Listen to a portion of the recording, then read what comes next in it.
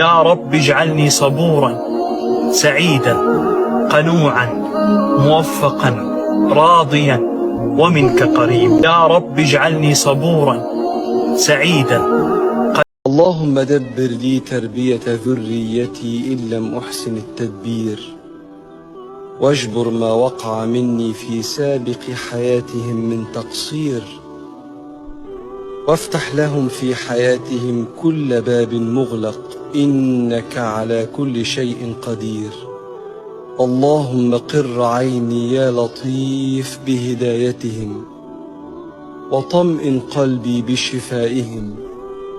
اللهم وارزقهم الصحبة الصالحة، واحفظهم من النفوس الجامحة، وافتح عليهم يا رب فتحا مبينا في العلم، وزين أخلاقهم يا ربنا بالسكينة والحلم، وأعني أن أعرفهم عليك، ولا تقبضني يا مولاي حتى أدلهم على الطريق الموصل إليك.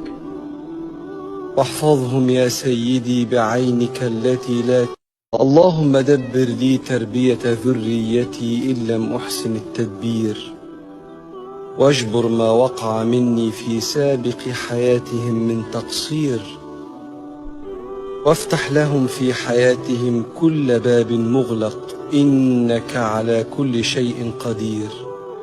اللهم قر عيني يا لطيف بهدايتهم، وطمئن قلبي بشفائهم.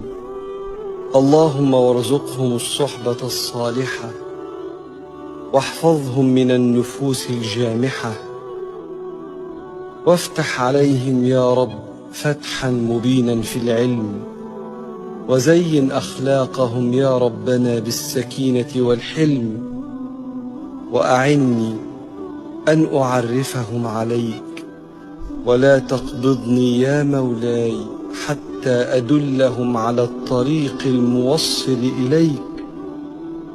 واحفظهم يا سيدي